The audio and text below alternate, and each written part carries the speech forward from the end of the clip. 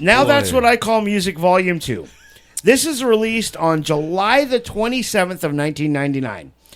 And it peaks at number 3 on the Billboard charts and is certified 2 times platinum. Are you fucking kidding me? Fucking platinum. Double a platinum. compilation album. Yes. All the compilation albums have reached some sort of almost the early ones at least got some sort of a platinum tude. Even the K-Tel shit back in Yeah. the day. It's K-Tel's. You remember Sam Kinnison's bit about K-Tel's K-Tel's elastic bush? No. We'll have to do it later. Anyway, the album starts off with a song that was absolutely impossible to get away from and an absolute fucking earworm. And it's making a comeback this year in Uncle Touchy's fucking Pleasure Lounge. Oh Yes. my God! Baby that's One right. More Time by Britney Spears. Dun dun dun dun dun.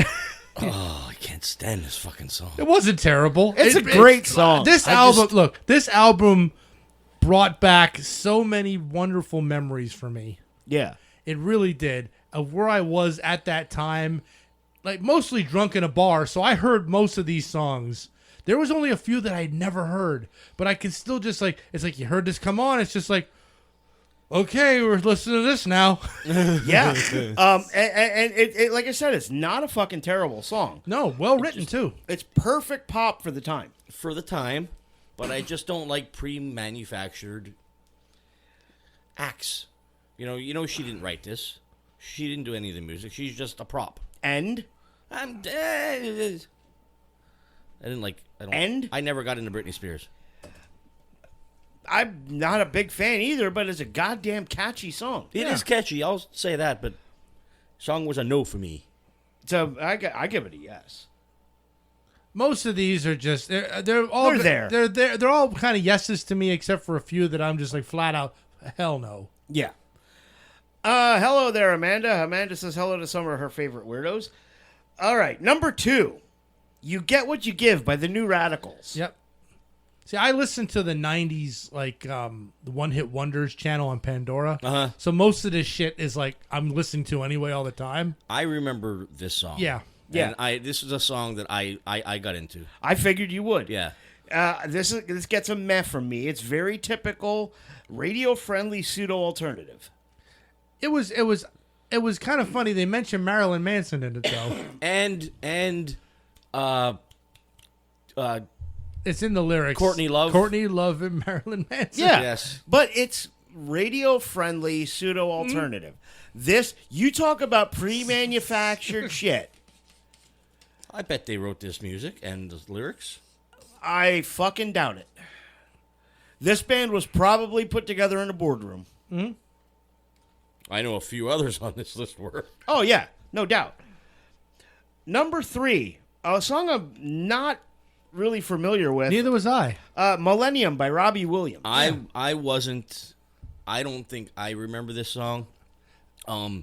It wasn't bad. It wasn't really catchy. So it's getting a meh from me. I kept hearing the word millennial, and I was thinking, is this where they get the term? Because it almost seemed like it was just singing about a group of people Right. that would call themselves millennials. Yeah. Is this where the term came from? I don't know. Yeah, because we had like Gen X, Yeah. Gen Y, and then all of a sudden millennials. Where you people come from? Yeah, and they inserted themselves between Gen Y and Gen Z. Yeah. Yes. Because our kids are all Gen Z. Mm-hmm. You know, I this got a no from me, and my notes are see above but worse. Radio friendly pseudo alternative. Well, all this, and I actually went out and I actually got everywhere they said radio edit versions. Yeah, I did listen to, that was the version. I listened to the version that's on the album right. because there's no way I was buying this album. Well, there was somebody. Oh, Somebody that's actually curated a playlist on Spotify. right. Yeah, of this. I And that's where I got well, it. some of us don't do Spotify. I've offered you my spare fucking family spot. I'm fine. I don't need it. I hate him. I fucking hate him. Oh, Don't make me get out the cricket bat. Me to a cricket bat. Oh, shit. Number 4 is a great song. absolutely. Closing Time by Semisonic. I have. You listened. You heard this too much because you stayed at the bar until 2. Yeah, no, but yes, I have. But this song also, I had an old friend of mine that we don't speak at all anymore. But he threw a nugget of wisdom at me in the '90s, and I never kind of knew where he got it from until he got it from this song because he said, You don't have to go home, but you can't stay here. no, every new beginning is some other new beginning's end. Yes. And I always thought that was so Deep and profound. yes, deep and profound. And shit, it came from this song. After the episode, you got to tell me who the fuck said that. Do I know I'll him? tell you now, Dave DePhillips. Oh, I don't know. Yeah, we he's out in State College. We have not talked. He was supposed to be. He was like the second choice for best man for my wedding. Yeah, So, but he couldn't do it. So that's why I got the third choice. But we haven't spoken in years. I was like 7th choice. You were first. You were first, but you were away. Yeah, I was gone. Oh yeah. It's like I'd have done it too. Shit. Moving on. A fucking terrible song by a fucking terrible band. U2 with Sweetest Thing. yeah, not a U2 fan. This didn't help. No, this is terrible even by U2 standards. You're 100% correct, and I do like some U2 songs, but this one is just fucking garbage. Yeah, this is fucking dreadful.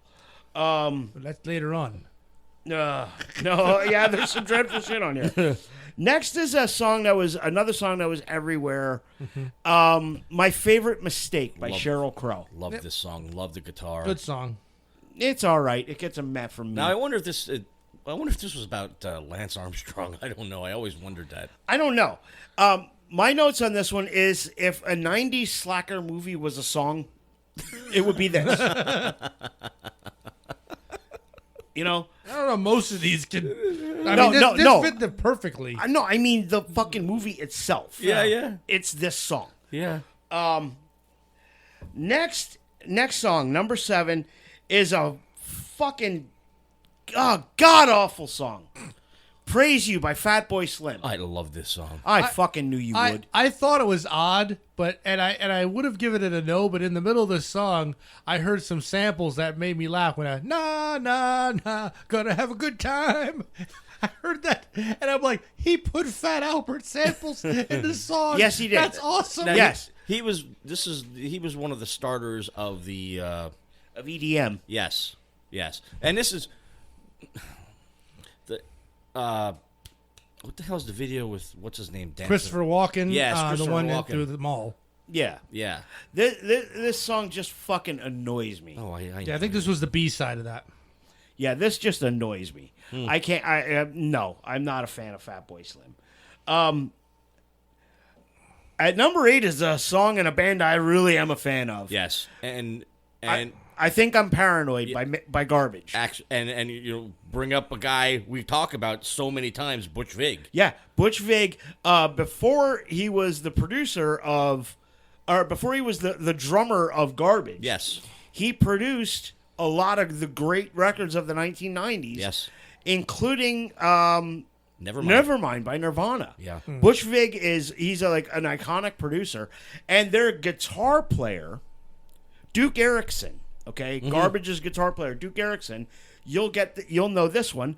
He's a bass player he was the bass player of Metal Church. Oh, Oh wow. Okay. Yeah. That's an odd. Wow. Huh. And I remember this game or this song was in the Gran Turismo 2 for PlayStation. Yeah. It's been in a few games. Yeah. I've never been a fan of Garbage, and this didn't change my opinion of them. I don't care for it. I don't know. I've always liked Garbage. Yes. I think they're very good. And Shirley Manson always gave me a funny feeling in my trousers. I don't know. This honestly sounded like every other Garbage song that I heard. No, this is so different. It's quite different. It didn't seem if you different compare it to to stuff like I'm Only Happy When It Rains. Correct. Or another good one, Stupid Girl. Yes. Yeah, I don't know. I've just never really been a fan. And this, Speaking of bands I'm not a fan of, at number 9 we have Cake. And this flips it for me. 'Cause Oh. And Never There. I like this song. I love this song. I This like Cake. That is just... is, oh my. It's obvious you like Cake, you fat bastard. The band. And the video, Yes. I watched most of this stuff on YouTube, and the video is just in a country western bar. It's outstanding. I can't stand It it. even got horns. Come on. This is like almost like pre-ska. Yeah. No. Post-ska. No. No. Just because it has horns doesn't make it ska. I just love the way he's so monotone and just, oh God. Wait, you love the monotone stuff, but you didn't like They Might Be Giants. No, didn't. I just didn't like. Don't Clock threaten him. me. Clock Don't threaten him. me with a good time. Fucking hit him with a cricket bat. I didn't think it was going to be this small. I should have ordered a full size cricket bat. No. I should have ordered a full size cricket man. bat. Because when I order my shillelagh, I'm getting the right size. We need to talk about that, by the way, off the air. Well, I'm ordering when I can't walk anymore. Oh no, I'm ordering one well before that. Anyway, that was cake. Okay, number 10, 98 Degrees with Because of You. Okay, I'll let Jim take this one. No. You let me take it? You can take it, but this is. I'm sorry. I thought. Absolute no for me. Oh, I'm sorry. I thought. Go ahead. Fab. No, I thought this was one of his favorite bands. I You're an apologize. asshole. No, he likes NSYNC. Yeah. Okay. Well, I said I never heard it, but how did people differentiate these bands? don't Honest know. to God, I know. Because I could not have told you who this was. Yeah, I hated it. It's terrible, weak, sappy shit. Yes. Is exactly what I have on my notes. Yes. Yes. Moving on. Goodbye by the Spice Girls. This was a step up from the last one. Yeah, I mean, it's not bad. It actually had a good story to it. It sounds like a high school dance. Yeah, there's actually a story to it. It's not a fun sounding song either. I didn't like it. Nope. Nope. Well, you have bad taste. Well, Apparently. yeah, he does actually. Number 12 is a fucking terrible song. It's called Yeah. "Take Me There" by Blackstreet and Maya, featuring Mason Blinky Blink. Did you see on the Spotify playlist what this was pulled from?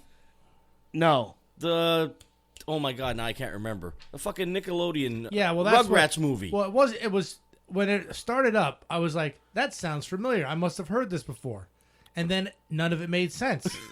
And it's like, well, I guess I didn't hear this before. No. And then they start talking about Chucky and Angela and Baby Pickles. I'm like, wait a minute, that the Rugrats? Yes. Dude, I couldn't stand this. My notes are a terrible collaboration. Make it stop. Yeah. Now, before we get to the next song, do we even want to give this guy a platform? We'll talk about the song Okay. Yeah. because actually my notes bring something up. The next song, "When a Woman's Fed Up," the clean version, because there must have been drop cloths, by R. Kelly. Once again I didn't like this song, but the end of the song was so weird when he started talking about where this girl that he broke up with grew up. She grew up right outside of Chicago, and she was such a good cook, and I missed that. And then like the song ended. Okay, Yeah. there's much better R&B out there, Yes. and it's not made by people who allegedly piss on underage girls. Well, he's in jail. Oh, yeah, okay, so that's right. It's not alleged. Correct. It's proven.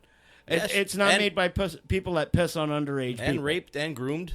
Yeah, R. Kelly's a piece of shit, and we'll never talk about him on the show again. Right. I just don't like R&B. I like R&B. I'm not an R&B fan. That's all I'll say about it. I do, and but okay, we will never speak of him again. Yeah. Yep. Number 14 is a great song by Absolutely. a fucking underrated band, Absolutely. "Father of Mine" by Everclear. Love this song. One of my favorite Everclear songs. Oh yeah, these guys should have been huge. Yes. Because they're so much better than a lot of the 90s alternative stuff out there. Absolutely. I like Everclear. I've never liked this song, so I admit it probably is a good song, but I don't like it. Well, Well, you and I know yeah. why. well, and I'll tell you what, I actually had a discussion with Jimmy about this song because when we divorced, he was only like 2 or 3. Yeah. And then he, because I told him, I said, listen to the song, it makes me feel bad, blah, blah, blah. He goes, but you still see me all the time. You still take me here. You still take me there. So Yeah. I mean, yeah, you still do yeah, shit a dad's supposed I'm to involved. do. Yeah. Yeah. That I love Everclear. Especially, when you douse maraschino cherries in them.